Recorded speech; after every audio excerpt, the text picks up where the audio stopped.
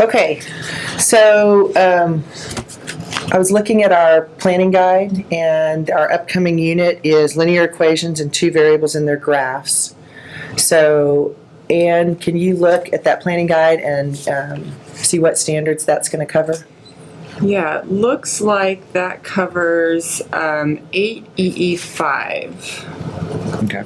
That particular section. Okay, so let's use that as our standard to focus on for our collaborative planning. And so let's get into our study of standards. So let's take a few minutes just to read the standard ourselves, get our heads around it, and then we'll kind of talk about it and come to consensus. So, okay. Okay, so what do you guys think? What's going on in this standard? Well, the domain is expressions and equations, and the cluster heading is to understand the connections between proportional relationships, lines, and linear equations. So they're making a lot of connections between things here. It looks like the standard has to do with proportional relationships. So they're graphing proportional relationships and then connecting the unit rate to the slope of the graph. It's one of the things they're doing. Right. Mm-hmm. I'm also seeing them compare two different proportional relationships in different ways of representation. So looks like they're doing graphs of distance of time as one of the things. Okay, right. So you're saying that if they're comparing, they have to take, they can be given two proportional relationships, but they have to be different proportional relationships and in different forms. So like a table and a graph of two different things. Okay. Yeah, It seems like it. I'm looking at our companion guide. It shows like a graph of traveling time and then an equation. So it like has two different scenarios. And so we're looking at this graph of time versus distance, and we're looking at this equation, and it's asking us to think about which one represents a greater speed. So we're comparing the two, but then we're also answering questions about it. So we're doing some interpreting. Okay. And I'm looking here in the standard, it talks about interpreting the unit rate as the slope of the graph. So we're taking that unit rate and then thinking about what the slope of the line looks like. And so if we're looking for greatest speed, we'd be looking at like the steeper graph or things like that. So, and see where this comes from. So it looks like in here it's our companion guide's targeting us to 7 RPA2. Y'all want to look at that and see what that says. Let's look a little bit at what the standards are that come before us. Well, the first thing they have to do is decide whether or not a relationship is proportional. So I guess in 7th grade they've got the skills. They can figure out proportionality in a couple different ways. They could create equivalent ratios to see if, to see if there are equivalent ratios, or they could graph to see if the points fall on a line that goes to the origin. I'm sure they've got some tools in their toolbox.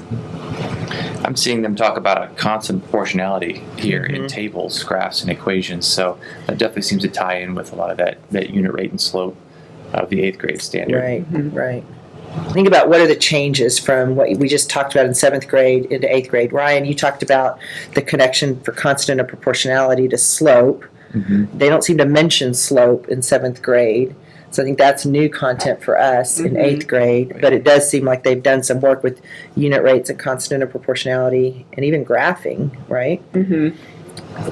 What other changes do you see? Well, it seems like in 7th grade, they're kind of just analyzing one proportional relationship. They graph it, they test for equivalent ratios, but now when they get into 8th grade, they're taking that and applying it to two different proportional relationships. Algebra? So where is this heading in algebra?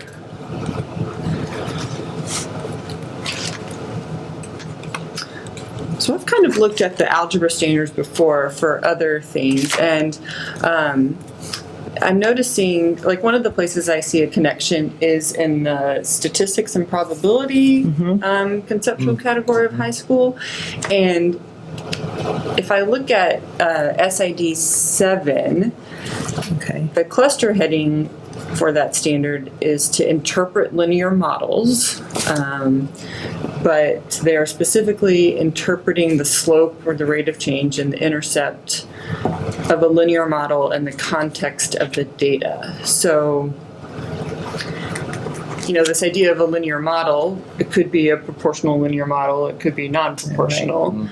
but I'm also thinking of, if this is in the statistics section, maybe your model have to be a perfect fit. Maybe when I think about 8th grade, our points fall right on our line, but maybe in algebra, it's not exact. It might not be an exact equation, might not be an exact model for the data, but it's close. But still kids are interpreting, kind of goes back to the slope and rate of change. What does this mean in the context of data?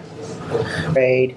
We looked at the 7th grade standard in a little more detail about deciding if something's proportional, constant or proportionality, understanding that points, and then in 8th grade we're doing more of that comparison of proportional relationships in their graphs and introducing the idea of slope. But again, that's got to be solid, and we got to really focus on that conceptual understanding of those proportional relationships, so when they move into Algebra 1 they're ready to do more analysis, more data analysis, right? Okay. Okay. Yeah. Any other thoughts, or we feel pretty good about what these standards mean and how we're moving from 7th